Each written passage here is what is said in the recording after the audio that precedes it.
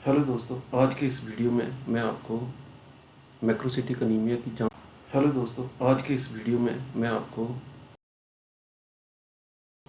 Macrocytic anaemia की जांच कैसे करनी है, कैसे उसको डायग्नोज करना है और इसका कैसे मैनेजमेंट करना है उसके बारे में बताऊंगा। पहले है डिस्क्लेमर। मेरा भी ये वीडियो बनाने का मकसद सिर्फ मेडिकल एजुकेशन को प्रमोट करना है। मैं ऐसी किसी कंपनी या ब्रांड को इंडोर्स नहीं करता हूँ। जब भी हमारे पास किसी पेशेंट का सीबीसी की रिपोर्ट आती है तो हम उसमें एचबी, टीएलसी, डीएलसी सब देखते हैं। हमें एचबी और एमसीबी जरूर देखना है, या इसके जो दूसरे इंडिसेस होते हैं उनको भी देखना चाहिए। मैक्रोसिटिक अनीमिया की बात कर रहे हैं तो हमें इसमें पेशेंट का एचबी जो है वो हमें बहुत कम देखने को मिलता है और एमसीबी बहुत बड़ा हुआ मिलेगा। एमसीबी ज़्यादातर 100 से ज़्यादा होता है। जब भी किसी पेशेंट का एचबी कम हो और एमसीबी जो है मीन कार्पस्कुलर वॉल्यूम वो 100 से ज़्यादा हो, 100 से ज़्यादा हो, तो हमें ये दिमाग में आना चाहिए कि पेशेंट को मैक्रोसिटिक अनीमिया है। साथ साथ जब हम उसकी पेरिफेरल ब्लड स्मीयर देखेंगे तो उसमें भी आरबीसी का साइज़ जो है हमें बड़ा हुआ मिलेगा। और अगर हमारे पास पेशेंट का रेटिकुलोसाइट काउंट हो तो उससे हम करेक्टेड रेटिकुलोसाइट काउंट निकाल के रेटिकुलोसाइट प्रोडक्शन इंडेक्स भी निकाल सकते हैं। और मैक्रोसिटिक अनीमिया में रेटिकुलोसाइट इंडेक्स यूजली 2 से नीचे होता है, क्योंकि आरबीसीज की जो प्रोडक्शन है वो बोन मैरो में बहुत कम हो रही होती है या फिर नहीं हो रही होती है। तो जब भी हमें पेशेंट का सीबीसी चेक करना है तो उसको हमें हीमोग्लोबिन और एमसीबी को चेक करना है। अगर हीमोग्लोबिन कम हो और एमसीबी बड़ा हुआ हो तो ये हमें एक आइडिया देता है कि पेशेंट को मैक्रोसिटिक अनीमिया हो सकता है। कहाँ गया?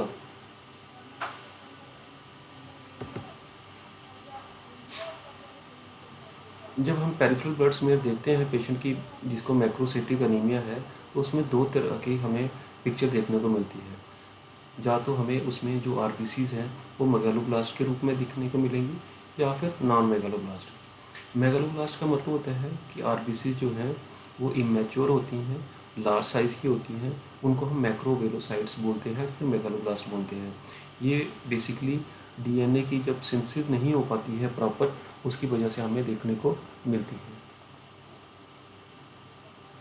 मेगालोब्लास्टिक अनीमिया में हमें जो आरबीसीज हैं बड़े साइज़ की मिलेंगी, इमेच्योर मिलेंगी।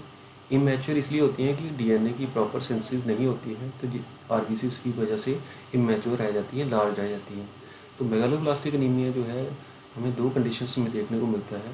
या तो पेशेंट को विटामिन बी 12 की डेफिशिएंसी होती है, कमी होती है, या फिर फोलेट की कमी हो। इसी तरह से या फिर हमें पेरिफेरल ब्लड स्मीयर में नॉन मेगालोब्लास्टिक पिक्चर भी देखने को मिल सकती है। नॉन मेगालोब्लास्टिक का मतलब है आरबीसीज मैच्योर हैं, लार्ज हैं, उनमें कोई इमेच्योरिटी नहीं है, उनमें डीएनए जो है प्रॉपर बन रहा है, वो मैच्योर हैं और लार्ज साइज़ की है। ये हमें देखने को मिलता है अल्कोहलिक लिवर डिजीज़ में, हाइपोथायराइडिज्म में, माइलोडिस्प्लासिक सिंड्रोम में, या कुछ दवाइयों का सेवन करने से। एक चीज़ और मेगालोब्लास्टिक एनीमिया में हमें immature RBCs, immature large RBCs के साथ साथ जो न्यूट्रोफिल्स हैं वो हमें हाइपर सेगमेंटेड न्यूट्रोफिल्स देखने को मिलती हैं। मींस कि उनका न्यूक्लियस जो है वो मल्टीपल लोब्स उसमें देखने को मिलते हैं। इमेच्योर आरबीसीज और मल्टी सेगमेंटेड न्यूट्रोफिल्स ये कॉमन फीचर है मेगालोब्लास्टिक अनीमिया का। नॉन मेगालोब्लास्टिक अनीमिया में हमें आरबीसीज मैच्योर होती हैं और लार्ज साइज की होती हैं।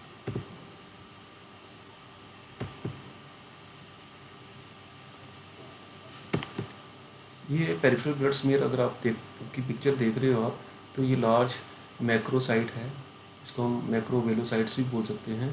और साथ में ये न्यूट्रोफिल है, इसमें आप देखेंगे हाइपर सेगमेंटेड न्यूट्रोफिल देखने को मिल रहा है। ये भी because of impaired DNA synthesis की वजह से। जब हमने देख लिया कि पेशेंट को मेगालोब्लास्टिक अनीमिया है तो हमें पता है कि मेगालोब्लास्टिक अनीमिया के कारण है फोलेट की डेफिशिएंसी और विटामिन बी 12 की डेफिशिएंसी। अब हम कैसे जांच करें कि पेशेंट को विटामिन बी 12 की डेफिशिएंसी है या फिर फोलेट की डेफिशिएंसी है। क्लिनिकली हम कैसे कह सकते हैं? ये देखा गया है कि क्लिनिकली जो पेशेंट्स जिनमें विटामिन बी 12 की डेफिशिएंसी होती है उनमें न्यूरोलॉजिकल सिम्टम्स जो होते हैं बड़े प्रोमिनेंट होते हैं। ऐसे ऐसे पेशेंट्स में ग्लव्स एंड स्टॉकिंग नमनेस देखने को मिलती है। मीन्स पहले तो वो fingers toes tips of the fingers और टोज से स्टार्ट होगी। जैसे ये देखोगे, ये इनकी यहाँ यहाँ उनको नमनेस, जैसे ग्लव्स पहनते हैं या फिर स्टॉकिंग्स जैसे सॉक्स वगैरह, या फिर आप देखोगे कि ये जो पेशेंट्स हैं हमारे पास डीवीटी वाले, उनको स्टॉकिंग्स लगाते हैं। तो जो नमनेस की डिस्ट्रीब्यूशन है बायलेटरल रहती है और ग्लव्स एंड स्टॉकिंग पैटर्न में रहती है। ग्लव्स एंड स्टॉकिंग वैसे देखा गया है कि लेप्रोसी में भी देखने को मिलती है, लेकिन लेप्रोसी वाले पेशेंट में और भी साइन एंड सिम्टम्स होंगे। उनमें विटामिन B12 की वजह से जो डेफिशिएंसी है के सिम्टम होते हैं वो नहीं देखने को मिलेंगे। तो ग्लव्स एंड स्टॉकिंग जो है लेप्रोसी में देखने को मिलती है, स्पेशली लेप्रोमेटस स्पेक्ट्रम में। तो विटामिन B12 की डेफिशिएंसी में जब अगर हम पेशेंट को एग्जामिन करते हैं तो हमें बेविंस्की साइन पॉजिटिव देखने को मिलता है। मीन्स बायलेटरल जो एक्सटेंसर्स हैं, प्लांटर जो है एक्सटेंसर रिस्पॉन्स देंगे। पेशेंट को बैलेंस या कोऑर्डिनेशन की प्रॉब्लम रहती है। अगर उसके हम नकल्स देखें, हाथों के नकल्स पीछे से देखें, दिखेंगे हमें नकल्स हाइपर पिगमेंटेड। वैसे पूरी बॉडी हमें एडिसन डिजीज़ में भी देखने को मिलती है, लेकिन एडिसन डिजीज़ में गम्स भी हाइपर पिगमेंटेड हो सकते हैं और उसमें सोडियम पोटाशियम का इम्बैलेंस देखने को मिलता है, स्पेशली हाइपोनेट्रीमिया, और भी सिम्टम्स होते हैं उसमें। तो विटामिन B12 में हमें बीफी टंग, एट्रोफिक ग्लोसाइटी की वजह से शाइनिंग, मीन्स इसमें आप देखोगे तो जो ईयर टंग बर्ड्स हैं वो भी नहीं देखने को मिल रहे हैं। तो ऐसे पेशेंट्स जिनमें न्यूरोलॉजिकल सिम्टम्स ज़्यादा प्रिडोमिनेंट है, हम उनको बोलते हैं कि पेशेंट को विटामिन B12 की डेफिशिएंसी हो सकती है। फोलेट की डेफिशिएंसी में ये नहीं देखने को मिलता है। तो पेशेंट की आपने मैक्रोसिटिक एनीमिया आया, आपने पेरिफेरल ब्लड स्मीयर करवाया, मेगालोब्लास्टिक पिक्चर आ रही है, आपको सस्पेक्ट हुआ कि विटामिन B12 की डेफिशिएंसी है या फोलिक एसिड की डेफिशिएंसी है।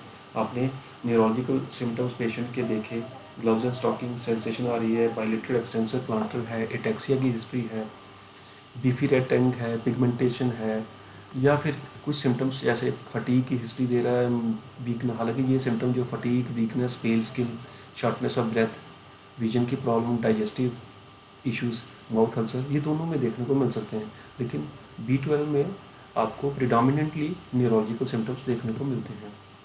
तो ये मैंने आपको बता दिया कि पेशेंट का अगर HB कम आ रहा है, MCV 100 से ज़्यादा है, उसकी पेरिफेरल स्मीयर देखिए आपने, उसमें मेगालोब्लास्टिक पिक्चर देखने को मिलती है, और पेशेंट में अगर न्यूरोलॉजिकल सिम्टम्स प्रिडोमिनेंट हैं तो उसको मीन्स विटामिन B12 की डेफिशिएंसी है। अगर नहीं है तो फोलेट की डेफिशिएंसी हो सकती है। वैसे ही पेरिफेरल ब्लड स्मीयर में अगर मैच्योर RBC दिख रही हैं, बड़ी बड़ी RBC दिख रही हैं, तो ये नॉन मेगालोब्लास्टिक पिक्चर होगी, जो कि हमें अल्कोहल डिजीज़ में लीवर डिजीज़, हाइपोथायराइडिज्म या माइलोडिस्प्लासिक सिंड्रोम या एक्सेसिव हीमोलिसिस की वजह से भी देखने को मिल सकता है। तो आपने देख लिया कि पेशेंट का CBC करवाया, HB कम है, MCV ज़्यादा है, पेरिफेरल ब्लड स्मीयर में आपको मैक्रोवेलोसाइट्स देखने को मिल रही हैं या हाइपर सेगमेंटेड न्यूट्रोफिल्स देखने को मिल रही हैं, जो भी सजेस्ट करता है मेगालोब्लास्टिक काउंट। तो इसके अलावा हम पेशेंट का विटामिन B12 और फोलेट लेवल भी करवाएंगे। ये गोल्ड स्टैंडर्ड टेस्ट हैं। अगर किसी को विटामिन B12 या फोलेट की कमी है तो वो टेस्ट में भी कम आएगा। अगर पेशेंट को मैक्रोसाइट्स आ रहे हैं लेकिन उसमें मेगालोब्लास्ट नहीं है, तो विटामिन B12 फोलेट आपको करवाने की फ़िलहाल ज़रूरी नहीं है। उसमें आप दूसरे टेस्ट करवा सकते हो, जैसे हाइपोथायराइडिज्म के लिए TSH test, liver function test करवा सकते हो। अगर आप हीमोलिसिस को सस्पेक्ट कर रहे हो तो LDH, इनडायरेक्ट बिलिरुबिन, हेप्टोग्लोबुलिन, ये सब टेस्ट आप करवा सकते हो। और इनके बावजूद भी अगर आपकी डायग्नोसिस नहीं बन पा रही है तो आप उसका बोन मैरो टेस्ट करवा सकते हो MDS को रूल आउट करने के लिए। तो लो विटामिन B12 न्यूरोलॉजिकल फीचर होंगे तो ये मान के चलो पेशेंट को विटामिन B12 की डेफिशिएंसी है। लो फोलेट है तो इसका मतलब फोलेट की डेफिशिएंसी है। अगर पेशेंट के B12 फोलेट नॉर्मल आ रहे हैं तो हमें फिर नॉन मेगालोब्लास्टिक काज ढूंढना चाहिए। अब आपने देख लिया कि पेशेंट का आपने विटामिन B12 भी कम है या फोलेट का भी कम है, तो इन दोनों को हम डिफरेंशिएट न्यूरोलॉजिकल सिम्टम्स तो करते ही करते हैं। फर्दर आपने पूरा 100% श्योर होना है अगर, तो 2 टेस्ट होते हैं, मिथाइल मेलोनिक एसिड और होमोसिस्टिन। वो टेस्ट करवा के भी आप ये देख सकते हैं कि एग्जैक्ट काज क्या है मेगालोब्लास्टिक एनीमिया का, विटामिन B12 की कमी है या फिर फोलेट की डेफिशिएंसी की कमी है। तो अगर किसी पेशेंट, हमने ये देखा है कि जो विटामिन B12 है वो हमें चाहिए होता है मिथाइल मेलोनाइल कोएंजाइम को कन्वर्ट करने के लिए एसिटाइल को में। मिथाइल मेलोनाइल कोएंजाइम कन्वर्ट होता है एसिटाइल को में in the presence of vitamin B12। अगर विटामिन B12 की कमी हो तो मिथाइल मेलोनाइल को एसिटाइल को में कन्वर्ट नहीं होता, ये टिश्यूज़ में अकोमोडेट होना शुरू हो जाता है। और ये कोएंजाइम ये टिश्यूज़ में कैसे अकोमोडेट होता है? In the form of methyl malonic acid. इसलिए विटामिन B12 की कमी में मिथाइल मेलोनिक एसिड की जो क्वांटिटी है या अमाउंट है बॉडी में बढ़ जाती है। इसी तरह से विटामिन B12 और जो फोलेट है, B12 और फोलिक एसिड हम विटामिन B9 भी बोलते हैं। B12 और फोलिक एसिड जो है वो होमोसिस्टीन को मिथ्योनिन में कन्वर्ट करने के लिए चाहिए होते हैं। अगर बाय द वे किसी पेशेंट में ये दोनों की कमी है तो होमोसिस्टीन लेवल भी बढ़ जाएंगे। अगर हम इसको इंटरप्रेट करें रिजल्ट को, अगर किसी पेशेंट में मिथाइल मेलोनिक एसिड और होमोसिस्टीन बढ़ा हुआ है तो इसका मतलब श्योर शॉट है कि पेशेंट को विटामिन B12 की कमी है। अगर मिथाइल मेलोनिक एसिड नॉर्मल है और होमोसिस्टीन बढ़ा हुआ है तो इसका मतलब कि फोलेट की डेफिशिएंसी है। अगर फिर विटामिन B12 फोलेट नॉर्मल आ रहे हैं तो हमें फिर ये देखना है अगर मिथाइल मेलोनिक एसिड और होमोसिस्टीन नॉर्मल आ रहे हैं तो हमें फिर ये सस्पेक्ट करना है कि पेशेंट को ना तो विटामिन B12 की कमी है ना फिर फोलेट की कमी है, हमें और कोई कारण उसका ढूंढना पड़ेगा। तो सबसे पहले हम आते हैं कि विटामिन B12 की कमी के क्या क्या कारण हो सकते हैं। ये देखा गया है कि ज़्यादातर विटामिन B12 की डेफिशिएंसी उन लोगों में देखने को मिलती है जो वेजिटेरियन डाइट लेते हैं, क्योंकि विटामिन B12 हमें प्लांट डाइट में नहीं मिलता है, ये हमें मिलता ही एनिमल प्रोडक्ट्स में है, जैसे मीट है, डेयरी प्रोडक्ट्स हैं। तो जो लोग वेजिटेरियन होते हैं उनमें विटामिन B12 की कमी देखने को मिलती है। जिन पेशेंट्स को गैस्ट्राइटिस की प्रॉब्लम आती है उनमें एसिड कम बनता है, जिसकी वजह से विटामिन B12 की एब्जॉर्प्शन नहीं हो पाती है और उनको भी विटामिन B12 की कमी होती है। पेशेंट जिनको परनीशियस एनीमिया होता है उनमें एक इंट्रिंसिक फैक्टर की कमी होती है। इंट्रिंसिक फैक्टर चाहिए होता है विटामिन B12 को ट्रांसपोर्ट करने के लिए टर्मिनल इलियम तक, वहाँ पे जाके विटामिन B12 की एब्जॉर्प्शन होती है बॉडी में। अगर इंट्रिंसिक फैक्टर नहीं होगा तो विटामिन B12 जो है वो एब्जॉर्ब नहीं हो पाएगा और विटामिन B12 की कमी हो जाएगी। गैस्ट्रोइंटेस्टाइनल डिजीज़ हैं जैसे क्रॉन्स डिजीज़ है, सीलियक डिजीज़ है, या किसी पेशेंट ने गैस्ट्रिक बाईपास सर्जरी करवा रखी है तो ऐसे पेशेंट्स में भी विटामिन B12 की कमी देखने को मिलेगी। जो लोग अल्कोहल का ज़्यादा सेवन करते हैं उनमें भी विटामिन B12 की कमी होती है। एक एंजाइम होता है मिथाइल टेट्राहाइड्रोफोलेट रिडक्टेज, अगर इस एंजाइम की डेफिशिएंसी हो जाए तो इसकी वजह से भी विटामिन B12 और फोलेट की कमी हो जाती है बॉडी में। और एक एंजाइम है ट्रांसकोबालामीन 2, इसकी भी ये रेयर जेनेटिक डिसऑर्डर है, इसमें भी विटामिन B12 की कमी हो जाती है। कुछ ड्रग्स हैं जैसे मेटफॉर्मिन है, मेटफॉर्मिन डायबिटीज़ में यूज़ होती है। प्रोटॉन पंप इनहिबिटर्स जैसे पेंटाप्रोजोल है, ओमेप्राजोल है, या दूसरे हैं H2 ब्लॉकर्स हैं जैसे आपकी रेनिटिडीन है, एसिलॉक टैबलेट, या फिर ओरल बर्थ कंट्रोल पिल्स। इन जो लोग इनका लंबे समय तक सेवन करते रहते हैं, इनको लेते रहते हैं, उनमें भी विटामिन B12 की कमी हो जाती है। सिमिलरली फोलेट की डेफिशिएंसी अगर हम देखें तो फोलेट की डेफिशिएंसी के दो इम्पॉर्टेंट कारण हैं, इंक्रीज डिमांड, पुअर इनटेक, या फिर मेल एब्जॉर्प्शन। तो इंक्रीज डिमांड प्रेगनेंसी, लैक्टेशन, या फिर इन्फेंट्स या एडोलसेंस में रैपिड ग्रोथ की वजह से इनकी फोलिक एसिड की डिमांड जो है बहुत ज़्यादा बढ़ जाती है, और पेशेंट अगर प्रॉपरली इनटेक नहीं ले रहा है तो उसमें उसकी डेफिशिएंसी देखने को मिल जाती है।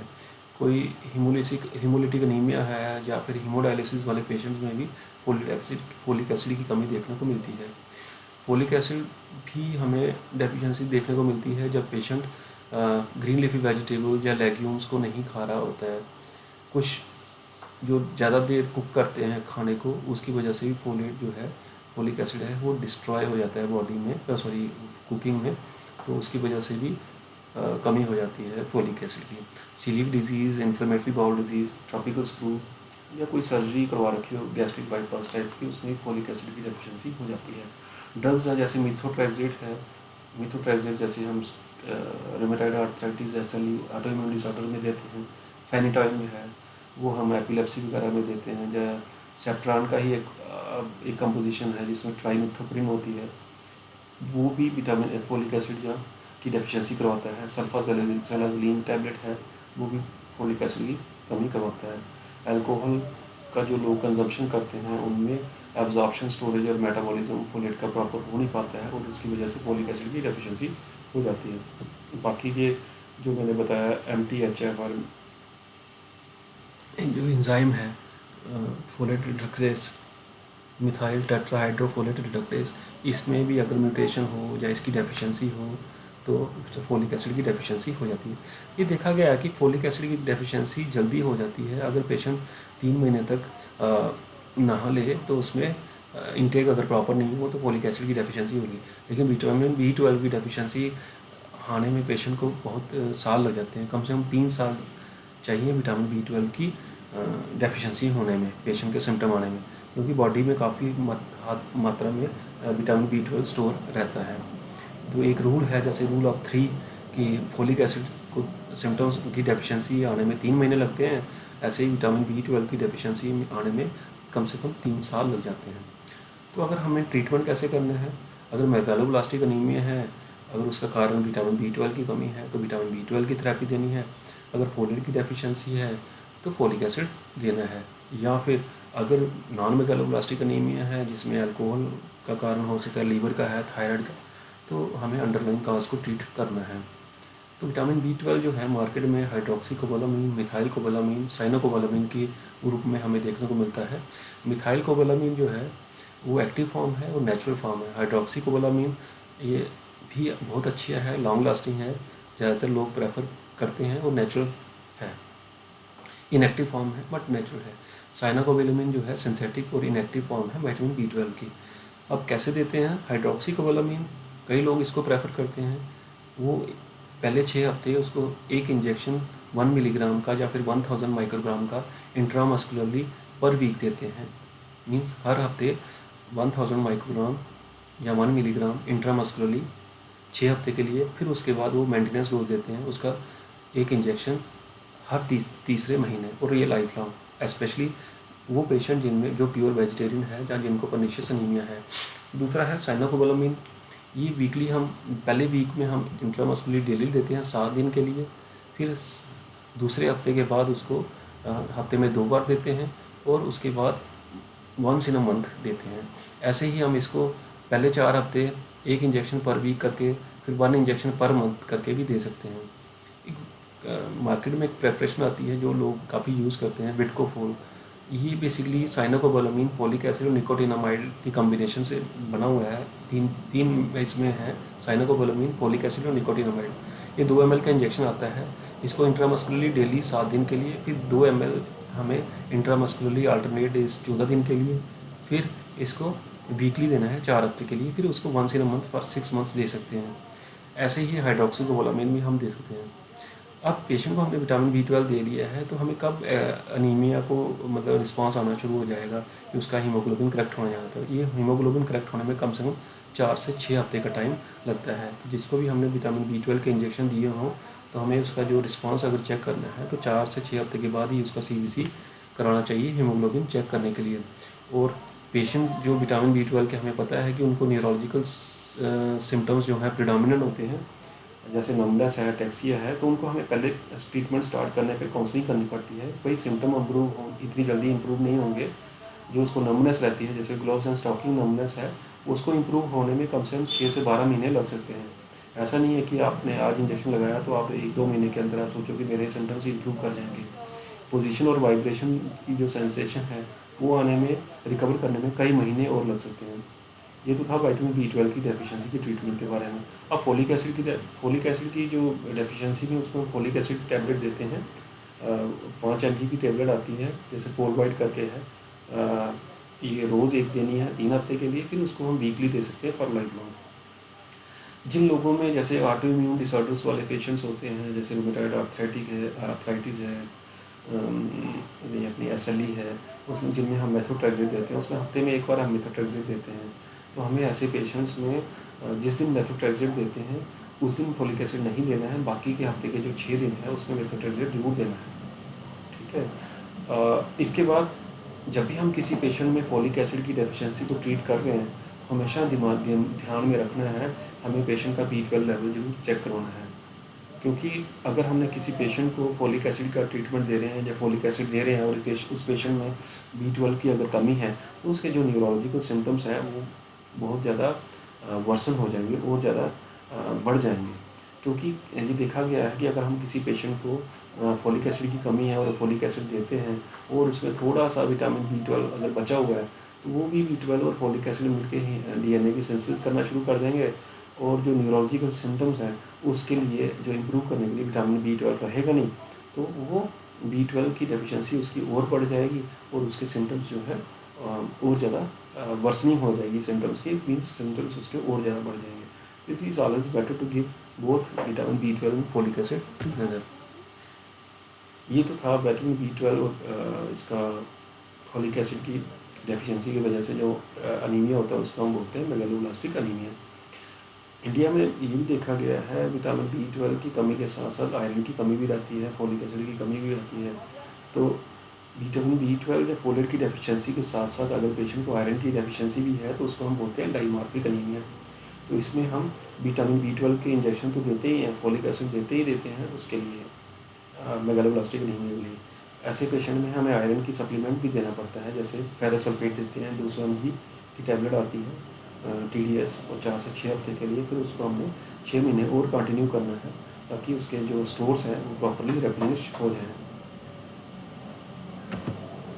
तो हमने देख लिया पेशेंट का मगर CBC करवाया, HB कम था, MCV ज़्यादा था, आपने पेरिफेरल ब्लड स्मीयर देखी उसमें मेगालोब्लास्टिक पिक्चर मिली। मेगालोब्लास्टिक एनीमिया में जो है इमेच्योर RBCs होती हैं, हाइपर सेगमेंटेड न्यूट्रोफिल्स होते हैं, उनका कारण ये था विटामिन B12 की कमी या फोलेट की कमी। तो आपने इसका विटामिन B12 या फोलेट की कमी को इलाज कर दिया, विटामिन B12 दे लिया, फोलिक एसिड दे लिया। अगर पेशेंट की पिक्चर जो है पेरिफेरल ब्लड स्मीयर में नॉन मेगालोब्लास्टिक आ रही है, मीन्स राउंड मैक्रोसाइट है, लार्ज मैक्रोसाइट है, उसमें इमेच्योर सेल्स नहीं है, तो इसके कारण है अल्कोहलिक लीवर डिजीज़ है, हाइपोथायराइडिज्म है, लीवर डिजीज़ है, कुछ ड्रग्स है। तो हमें उस काज को ट्रीट करना है। पेशेंट अगर अल्कोहल कंज्यूम करना है उसको बोलना है कि भाई अल्कोहल बंद कर दो, या फिर डी एडिक्शन सेंटर भेजना है अल्कोहल छुड़ाने के लिए। लीवर की कोई प्रॉब्लम है तो लीवर को ठीक करना है। थायराइड का प्रॉब्लम है, हाइपोथायराइडिज्म है, तो उसको लीवोथायरैक्सिन शुरू करनी है। पहले HIV पेशेंट्स में हम ज़ीरोडीन वगैरह देते थे, तो उनमें ज़ीरोडीन से भी फोलिक एसिड की डेफिशिएंसी हो जाती थी, तो उसको हमें स्टॉप करना है। ये हो गया कि नॉन मेगालोब्लास्टिक में हमें क्रॉनिक अल्कोहल अब्यूज़ में, लीवर डिजीज़ में, रेटिकुलोसाइटोसिस, हाइपोथायराइडिज्म में ये देखने को मिलता है। तो ये तो था मेरा लेक्चर कि हमने मैक्रोसिटिक एनीमिया को कैसे डायग्नोज करना है, कैसे अप्रोच रहेगी।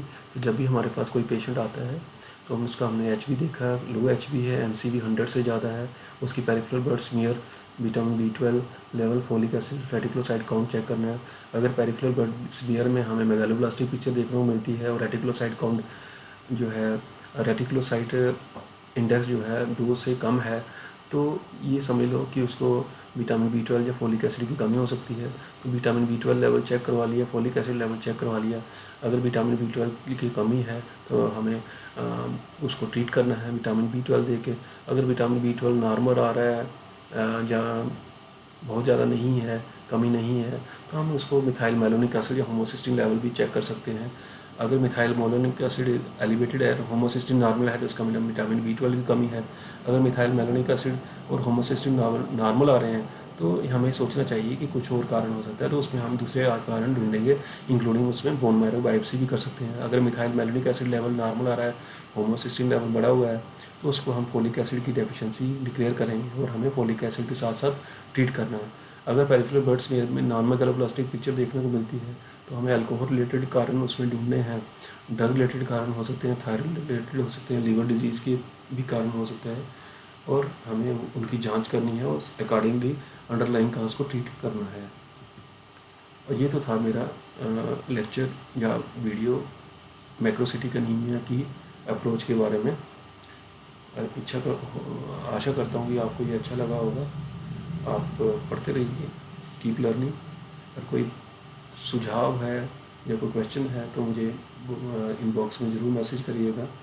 Do as much as possible for the patient and as little as possible to the patient. It was told by, it was said by Sigmund Freud. Thank you very much.